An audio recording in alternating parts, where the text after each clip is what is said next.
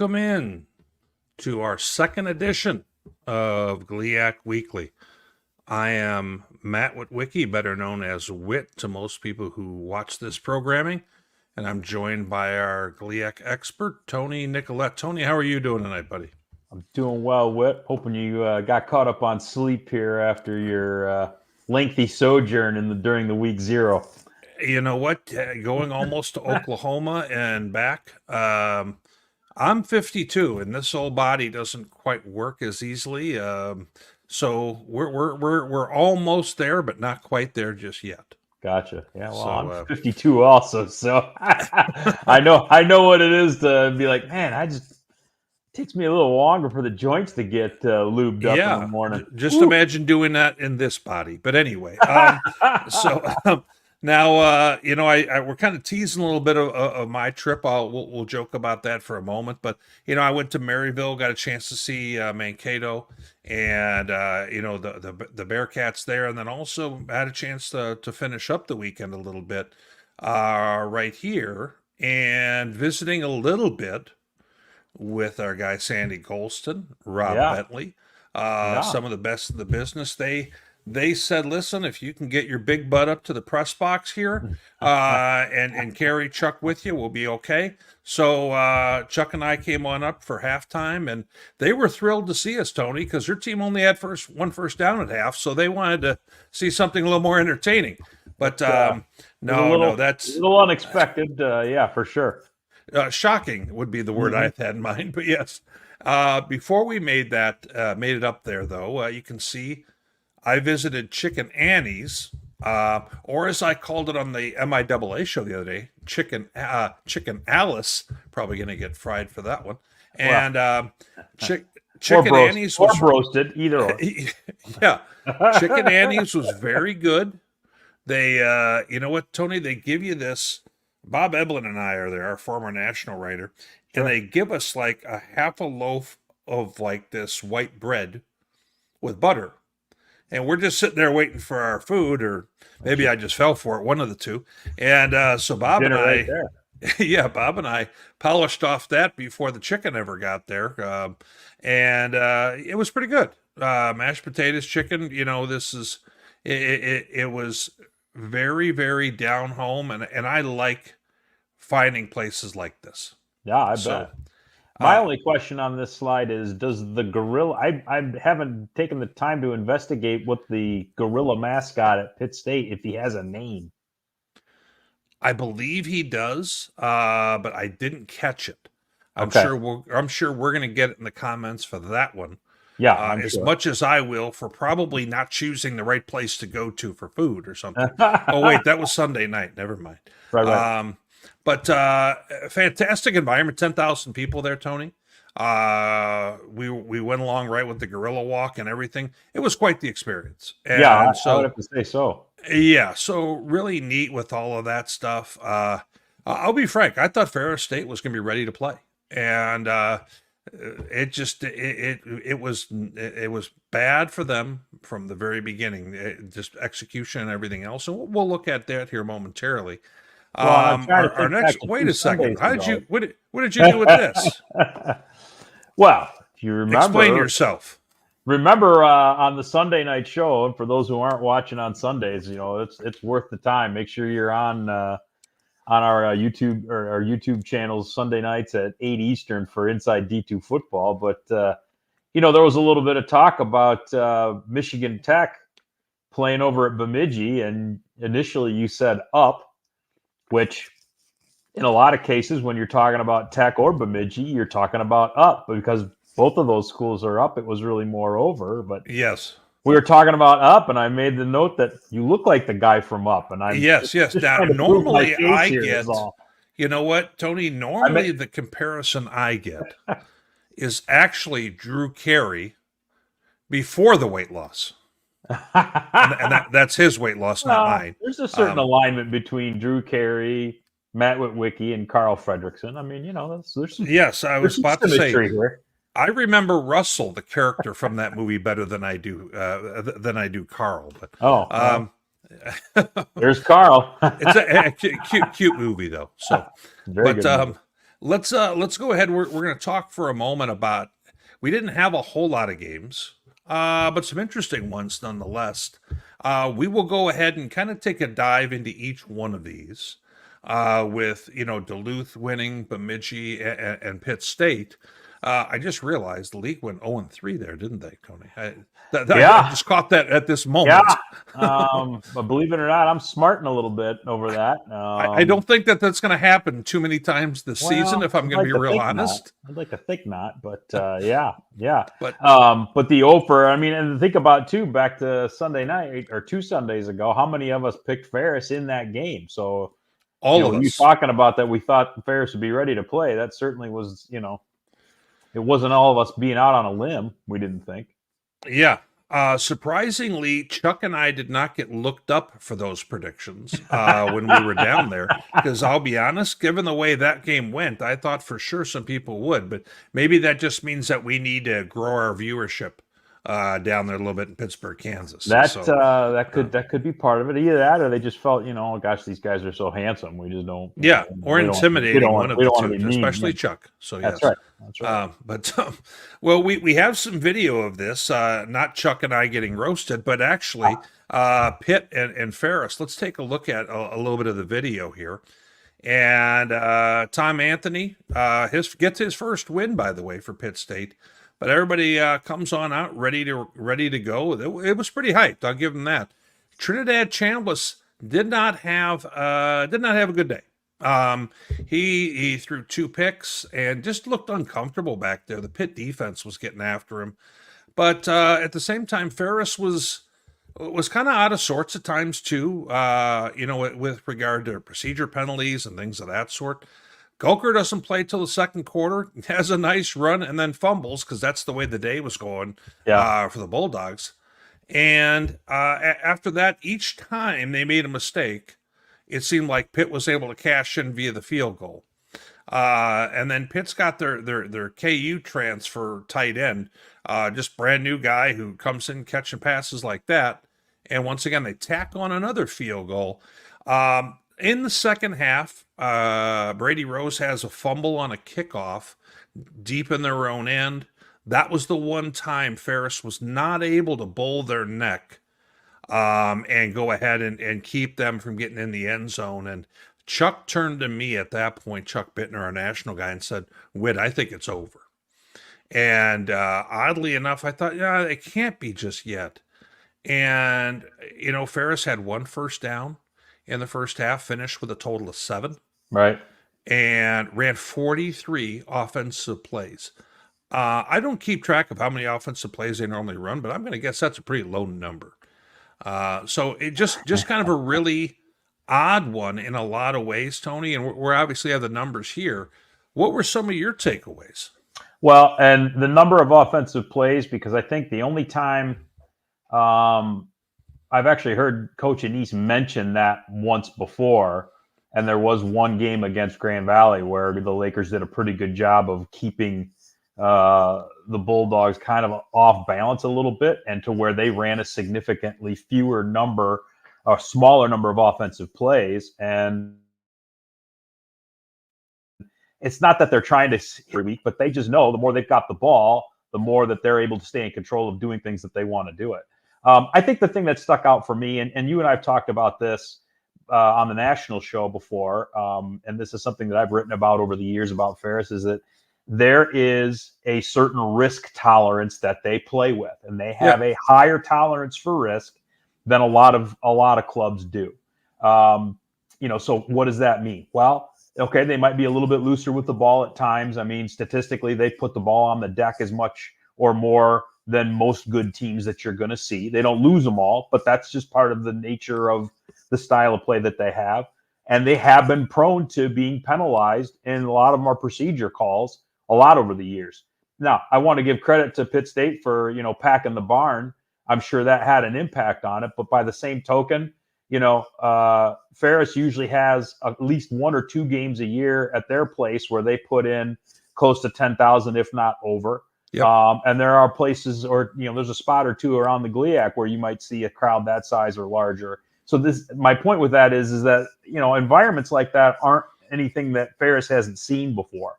And they tend to try to recruit kids that play in programs that are used to that even at the high school level. So I don't know that it was the environment that had that big of an impact. It absolutely helped, but I just, it's just sometimes you come out flat, I guess, and I'm not sure what else to chalk it up to. I think the other stat that really stood out for me was, and I got to see some of this firsthand when Pitt State played in the playoffs at Grand Valley last year. I actually did that game for the Grand Valley Sports Network, and Flow Sports did color commentary. And that was the one thing I was always impressed by throughout the game, was how Pitt State just doesn't get frustrated and sticks to what they're doing. Yeah. And they are methodical, and they are just unfazed by much. And so I think the stat that bore that out for me the most in this game was when you look at their drive chart. They had 3 field goal drives in this game. 11 plays, 71 yards, 10 plays, 58 yards, 15 plays, 50 yards. And that 15-play drive was in the fourth quarter and ate up 9 minutes and put the game away. And when you're that committed to who you are, and nobody's knocking you off your dime to make you uneasy or uncomfortable, you're going to win a lot of ball games. And that's definitely what happened here. I felt by that point that some of the resolve for the Ferris defense was waning because they were down 2 scores, and it just kind of felt like they were looking at the offense on the sideline going, is this all we have? And I mean, it was shocking. And Trinidad Chambliss coming out and starting the game, I realize he's probably has a higher ceiling in terms of everything that he can probably do as an athlete. But given the fact that Gulker has played and performed well in a lot of bigger games, I was a little bit surprised not to see more of him. And he had some of their best offensive plays with his feet. Yeah. And the moment seemed real big for their offense. And for Trinidad, when Pitt was bringing some bodies, and then you know what Pitt does exceptionally well? They tackle. Yeah. And they tackled, and they weren't given a bunch of yak and everything else. And that was a real thing. Yeah, for sure. And I think you say that the defense was looking at the offense, saying, "Is this all we got?" I mean, I would have to go back and look in the annals to see the last time that a Ferris team was outpossessed essentially 39-21 in a game. So the defense would have been looking at them because they were out on the field the whole game. Yeah, they had to be tired by the fourth quarter. Had to be. The Gorillas did a really good job of that. They had 1 turnover versus 4, and they have a very good field goal kicker. Wow. And they did not take a whole bunch of chances. I thought that they played within themselves very well. Chad Dotson runs that offense very efficiently. He gets rid of the ball very quickly and runs those RPOs and is able to go ahead and rip that ball off very quickly and get it on out. And I was impressed with that immediately. And I thought they were effective enough in the run game. They did nothing spectacular on offense. Yeah. I mean, the score indicates that. Well, but you know what they didn't do is they didn't make much in the way of mistakes. Correct. And they played outstanding defense. And that was definitely a winning formula in this game. And let's be frank, Tom Anthony, the head coach, this is his first year as head coach, but he was the DC when they went to play at Ferris. Yes, so this was not his first look and see in game situations, not just prep for the Bulldogs. And I thought that he kind of won the chess match here, if I'm going to be real frank. Well, I mean, there's very little evidence to say otherwise, so I'm going to have to go with you on that one. Well, and in defense of the kids, like I say, why Gulker didn't play more, I think that's one you can ponder, but it's what it was. I think Trinidad Chambliss's best days are in front of him still. So, I mean, this isn't going to define his career as a Bulldog by any stretch. But, yeah, it was – again, the Gorillas winning this game didn't surprise me at all. But for them to make Ferris look that just ineffective, just across the board on offense is just Right. you never see that. Frankly, don't. I was surprised that the emphatic nature of the victory did surprise me. And if you're a Ferris fan, it now makes you kind of wonder where are we at from here? Meaning, okay, you're still going to have success in GLIAC play, but when we're talking about you playing the top teams, playoff caliber teams, Grand Valley teams like this, they got some work to do. Yeah, They really do. But they got weeks to do it. There's a lot of season left. It's only one game. Let's move to the next game here, which is a little bit of a surprise. Michigan Tech goes on the road to Bemidji State, and you know what, Tony? They find themselves up 10-3 after 3 quarters. They were able to throw the ball pretty effectively. Yep. They didn't run the ball real well. Bemidji is a solid defense. Mark Sipple kind of showed his form of about 2 years ago when he had 1 million tackles and has already got himself in the All-American race by 14 against the top 25 squad. Well, and in his defense, he only had 3/4 million tackles last year, so it's not right, like, exactly. It's not like he dropped off significantly. right. But he's on pace now to try and lead the country. Go back to 1 million. Yes, for sure. And Bemidji, they're replacing their star quarterback from the last 14 years, Brandon Alt, and they bring in Sam McGrath, who ends up, not being terribly efficient, against the Huskies. They were only able to kind of wake up in the fourth and pull it off all of a sudden real late when they scored in overtime on the fade. Otherwise, Michigan Tech might come away with a huge road win. Yeah, and I think we all, a lot of us around, just our circle and a couple of the folks that I've talked to just in the GLIAC kind of sphere, Tech's one of those teams where we kind of started to wonder, okay, Metlak's second season, does he kind of get things going the way he wants, et cetera, et cetera? And, are they going to be sneaky good? And I think they still can be, but the big question that they're going to have to answer is, can they get any kind of a run game established? And they didn't do it here, and they didn't do it at all last year either, and really not the year before. And, if we think back to last week when we did our season preview, the interesting stat that I had for them was that they were outpossessed on average last year, basically like 33.5 to 26.5. And that's almost exactly what the time of possession story was in this game, almost to the second. And for me, that's noteworthy because in all the years that I've covered Tech, and even when Metlak was playing, that was one of the things that you could count on is Tech. They might only have 280 yards of offense in a game, but they were going to outpossess you by 5, 6, 7 minutes because they would just execute, sure, not make any mistakes. They'd get themselves into 3rd and short on a regular basis, convert, keep their defense off the field, and they just haven't seemed to be able to live by that same formula. And that's not to say that they have to be, or that's even what they're trying to do anymore. But when you look at that lack of balance, we'll talk about it later in the show this week against South Dakota Mines. Is that going to hurt them? Probably not. Is it going to hurt them when they're playing Davenport, Ferris, and Grand Valley? Yeah, for sure. Right. Yeah, so, Bemidji, until that fourth quarter, it was kind of like, okay, what's happening here? And then finally, they end up getting some sacks. The Huskies played a lot cleaner football, but Bemidji had a few turnovers. Yeah. But I'd like to think that this is something that Michigan Tech can build off of. For sure. Tech was +2, I think, in the turnover margin in this game. Yep.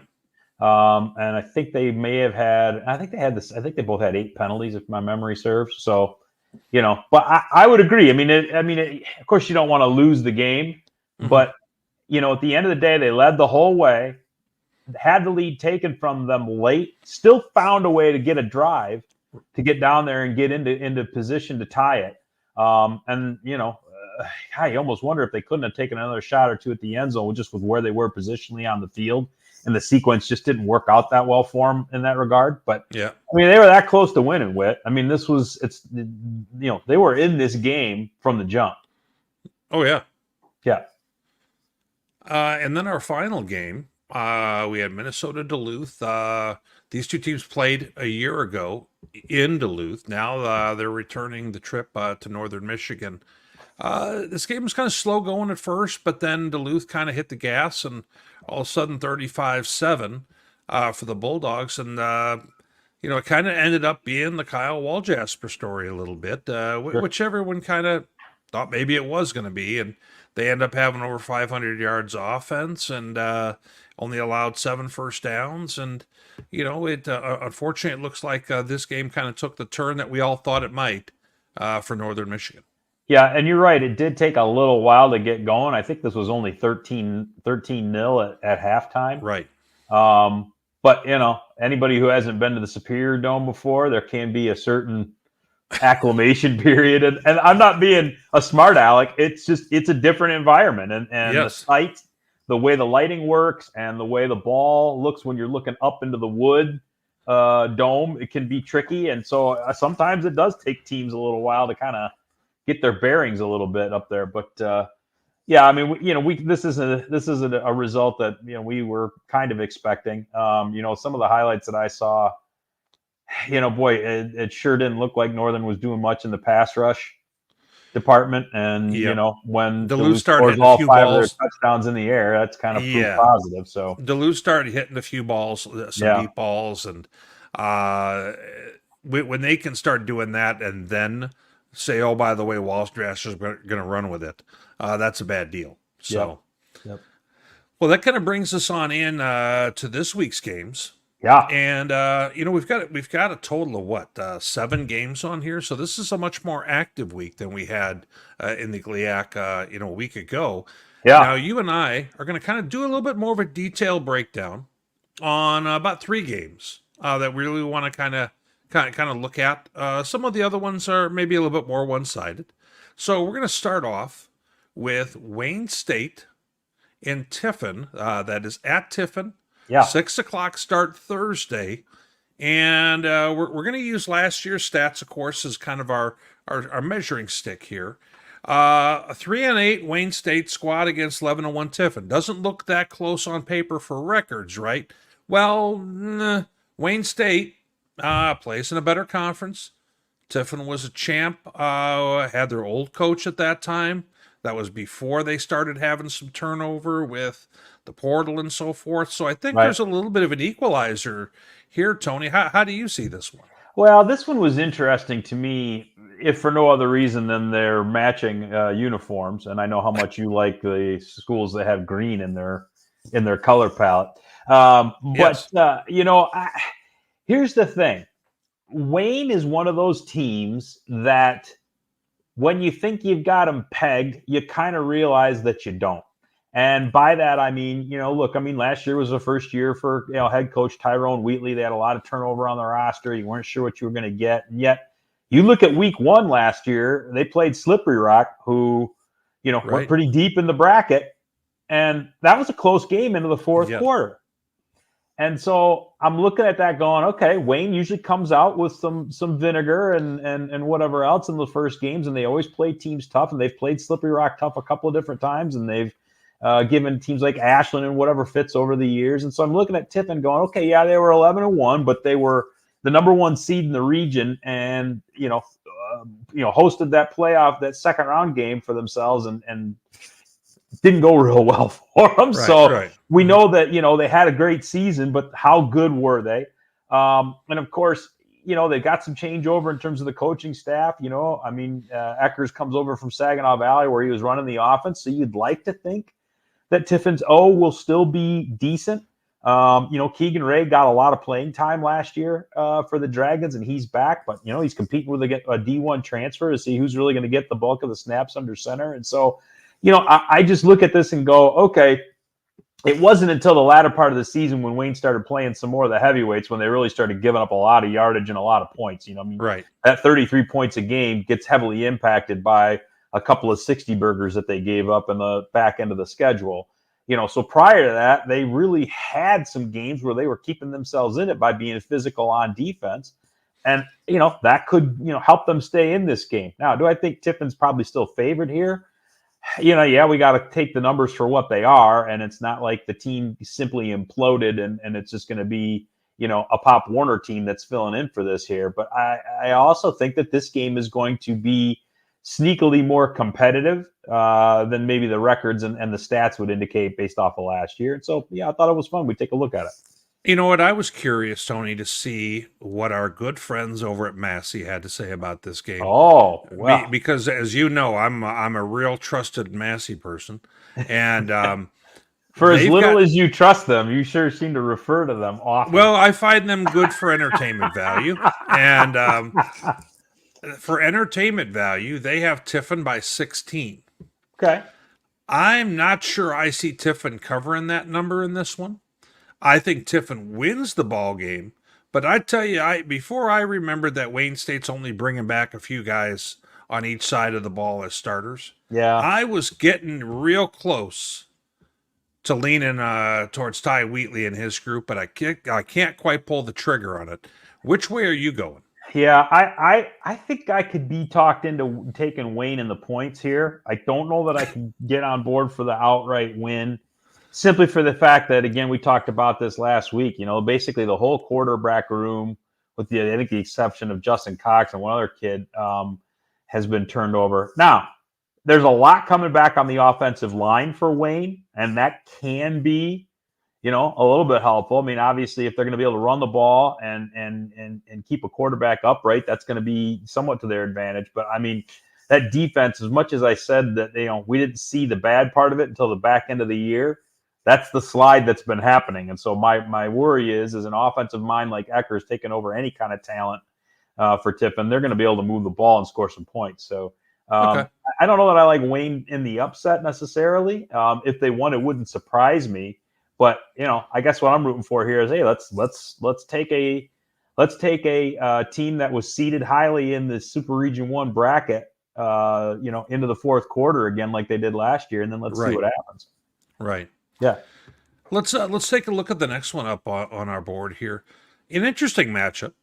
South Dakota Mines going to Michigan Tech. That's a Thursday game. South Dakota Mines, I'm guessing they're getting on a flight for that.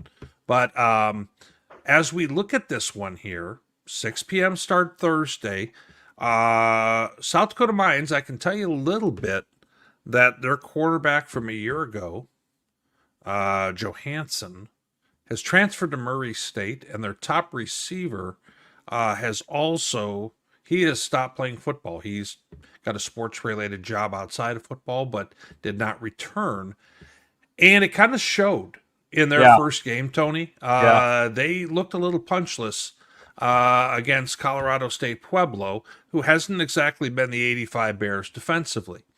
So that in mind, Massey, once again, for curious minds, and I has Michigan Tech as a 7.5 point favorite.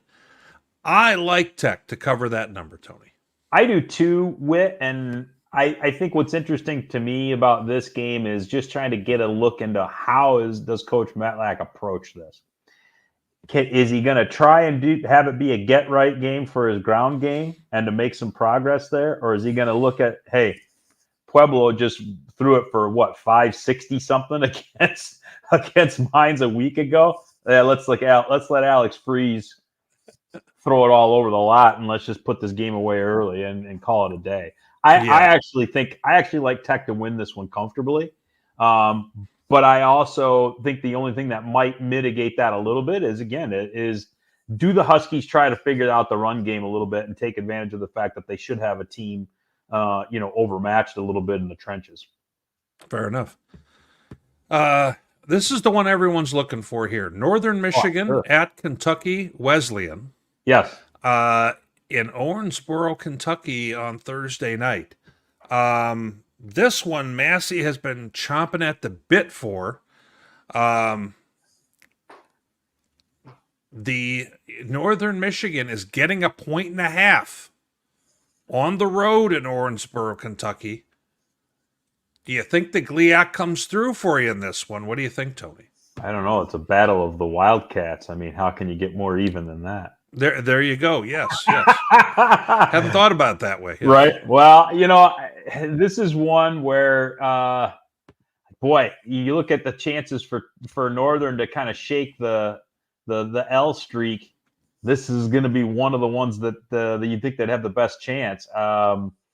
Kentucky Wesleyan did cobble together 4 wins last year, which is more than we typically are used to seeing out of them.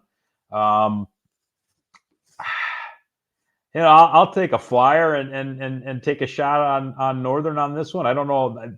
To me, traditionally, Northern's always been a little bit less predictable and a little less trustworthy away from the dome.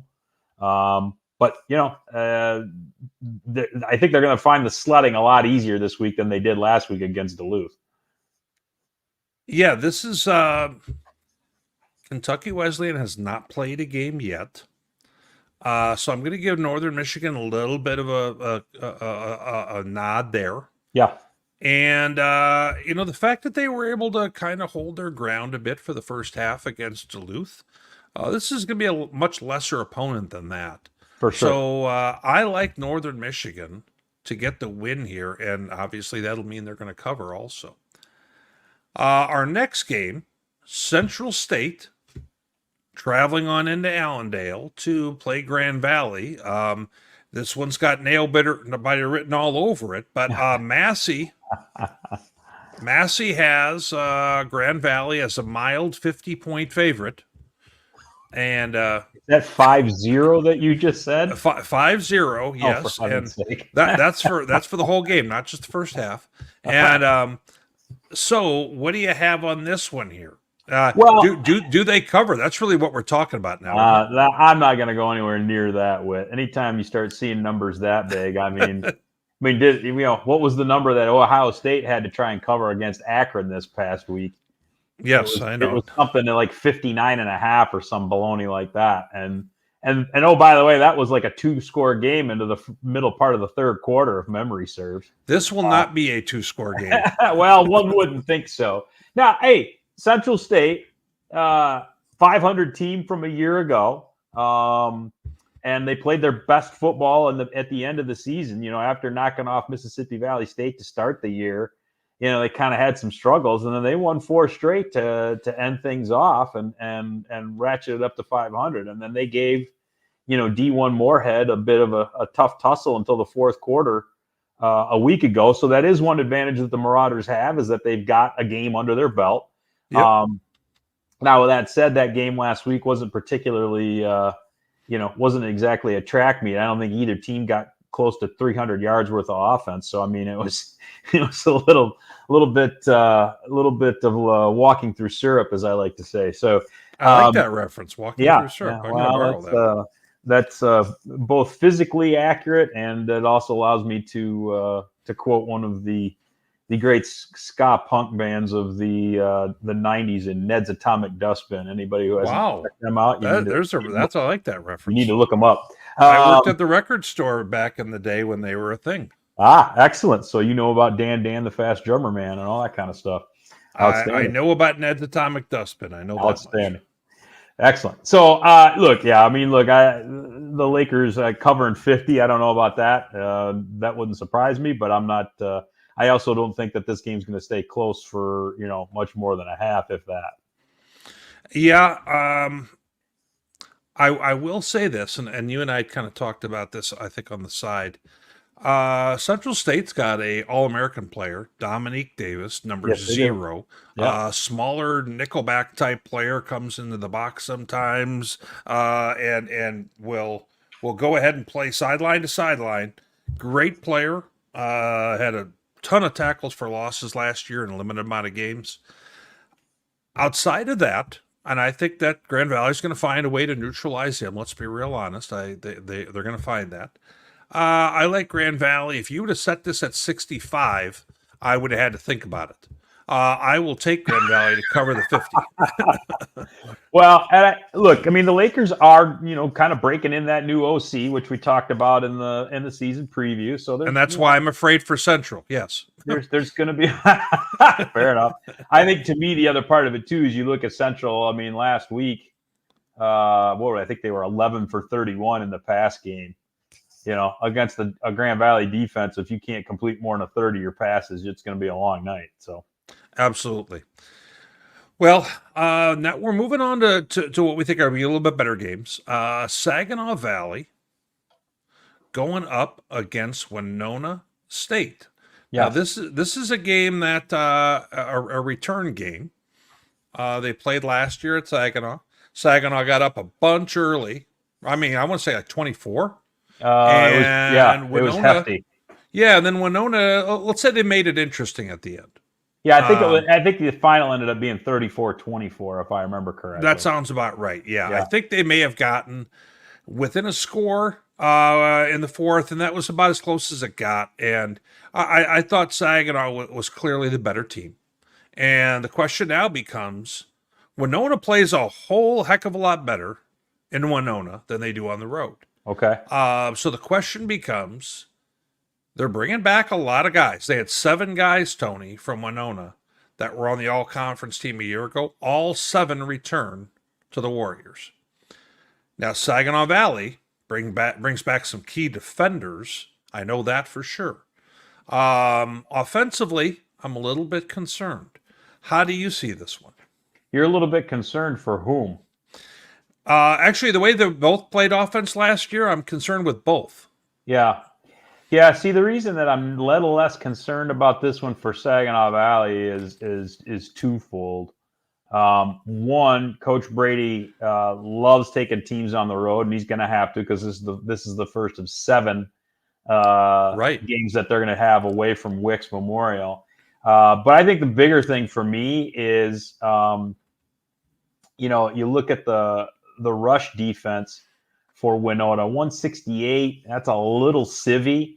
To me, that's a little more on the leaky side for me. I mean, Terrence Brown had 168 by himself in this game last year. Right. And that was basically his first start in college. So to me, I think Saginaw is going to find a way to establish the ground game. I think they will use quarterback to do some of that. But I think depending on which quarterback they choose, and they may go with both, I also think that they might be a little bit more multiple and a little bit more balanced and able to throw the ball around a little bit more this year. Last year in this game, I don't even know if they threw for 100 yards total. I've actually got. Well, they were hitting the ground pretty good early. Yeah, they threw for 90 in that game, but they didn't really have to. No. But that lack of balance definitely caught up with them in other games, last year. And I think that's something that Coach Brady's focusing on is, hey, we're still going to be able to physically do things up front and move the ball on the ground and establish that as our basis for our offense. But we're going to be able to be a little less reliant on the run game, particularly using quarterbacks too. I mean, that's part of, Jairus Grissom, I think they really had high hopes for what he was going to do last year, and he just couldn't stay healthy. And they ended up having similar problems with just about everybody they put back there because they were asking him to run so much. So I think you're going to see an awful lot of Mr. Brown in this one. But I think you'll see a little bit more passing from them too. I like the Cardinals to win this one. I know Winona plays better at home, but I just think that this Saginaw Valley team, especially with what that they're able to do on defense, and how many strong players they've got back on the defensive side. That linebacking core is just so scary.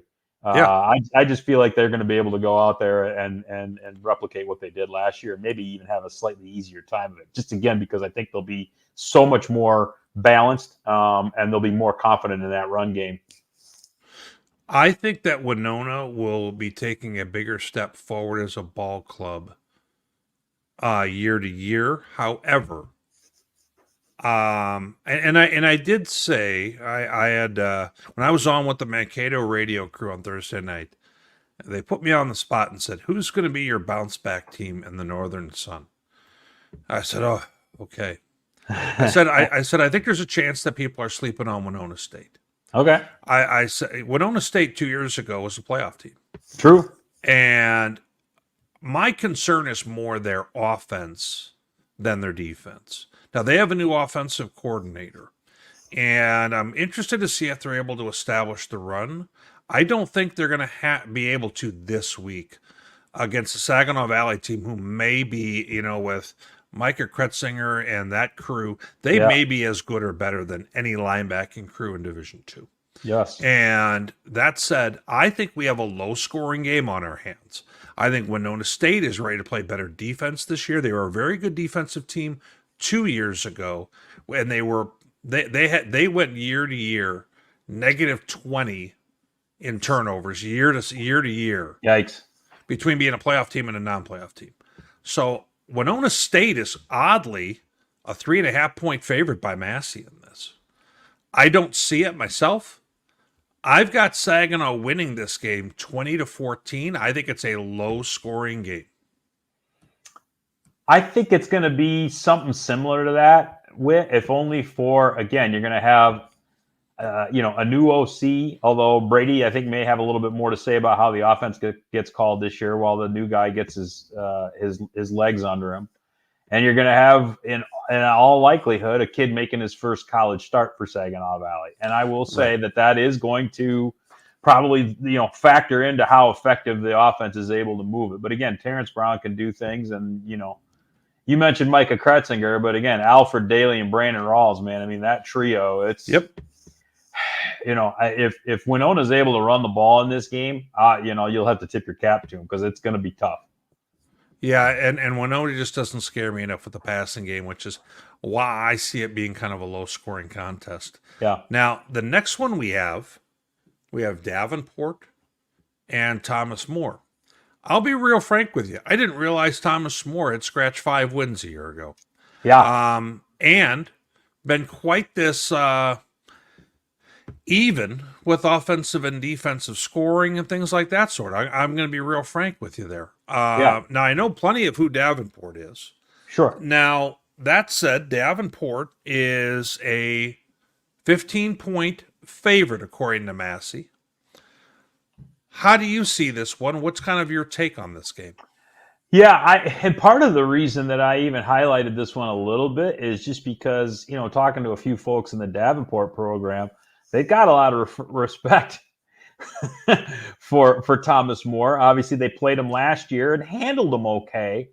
But they said, boy, you look at their tape from what they put together over the course of the rest of that season, and they're like, this is a team that got a lot better as the season went on. And they think that they're going to be an interesting they could be one of those surprise teams that I'm not saying that they're going to win the GMAC, but they might end up with a better positioning in terms of the table than maybe anybody else might think. So I'm probably throwing more soccer terms in nil and table tonight than I probably should. So my apologies to the crew for that.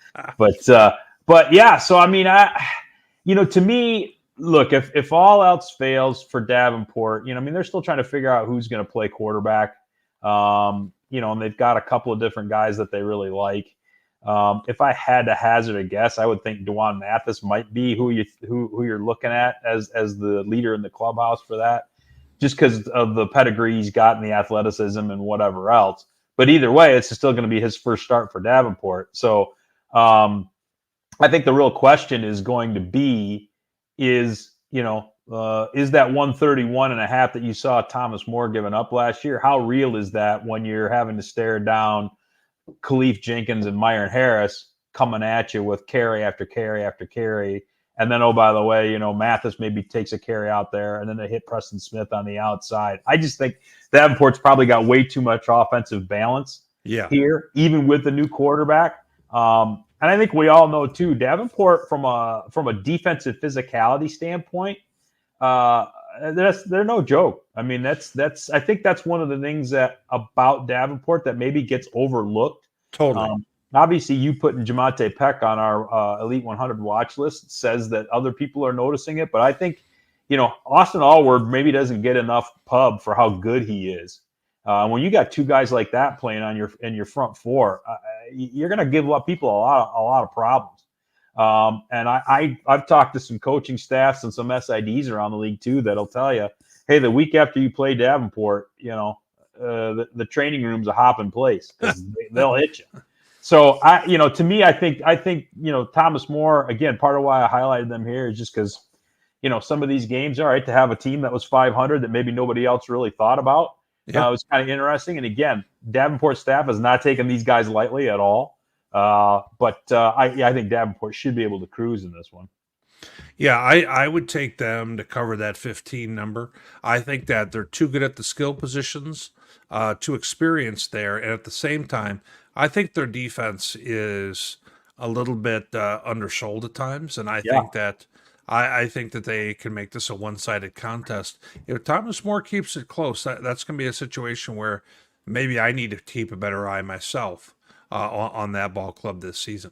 And that's probably warranted. And I would say the only inkling that you might have to keep an eye on that like that is Davenport went up to Mary last year, and we all thought they were going to railroad them, and that did not happen. So that's a long trip. It's a long trip, but hey, everybody that goes there's got to make it. So, well, let's take a look at the our final game.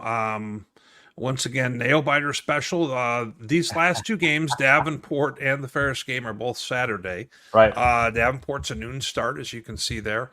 Lake Erie coming into an angry Ferris state. I think Tony, and I think I mentioned this the other night, I chatted with him after their game, and he was out of sorts and, just kind of wide-eyed, like, boy, I haven't seen us execute like that in a long time. And I got a feeling they're gonna clean things up a bit, get some things right against Lake Erie. They are only a 49-point favorite, so this one's expected to be closer than Grand Valley. Well, this is 49. You might actually be able to talk me into laying. Because I just have a feeling that when it comes to get right games, you don't get much more right than having to play Lake Erie. And Lake Erie's had its issues. Even back when they were in the GLIAC, they cobbled a couple of 4-win seasons together. It seems like, but usually that was going to be a high watermark. Yeah. And with all the upheaval that school's had, both in terms of just staying open and all those other things, and then having the roster turnover, this just doesn't smell competitive to me at all. They aren't going to have the physicality to slow down what Ferris does offensively. I certainly don't know that they're going to have the film study to be able to see what maybe the schematic is that might give them a chance to slow things down. To me, this is Ferris might have that 49 by the break. I just genuinely don't think this is going to be close. I am going to this game too, just because I want to get a chance to see Ferris firsthand this year early in the season. This has a 70-0. This has 70-0 kind of feel on it. Yeah, and I don't say that to disparage Lake Erie. I just hey. Well, I do. it's what it is. Well, that's what we've got for this week. Obviously, we've got a lot more games on the schedule this week. Some interesting ones to watch with the Wayne Tiffin game, and then obviously Saginaw and Davenport in their contests. Yeah. But we're going to go ahead, as we've kind of mentioned, Tony. You and I are going to be here every week for this. Going ahead and kind of calling the games, looking at some highlights and so forth. And I appreciate everybody making some time for us. I'm going to go ahead, Tony. I'm going to hit the music, and we're going to be out of here, my friend. All right. Week 1. Welcome back to it, everybody. Have fun.